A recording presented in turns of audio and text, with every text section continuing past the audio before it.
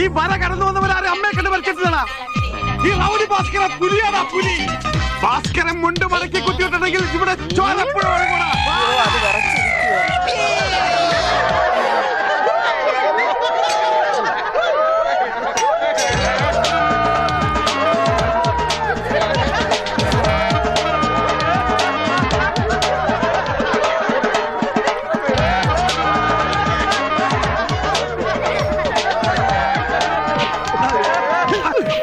നമുക്ക് കോംപ്രമൈസ് ചെയ്യാം. അടിയിൽ കോംപ്രമൈസ് ഇല്ല ചേട്ടാ. എന്റെ അടിയിൽ കോംപ്രമൈസ് ഇല്ലെന്നാ പറഞ്ഞത്.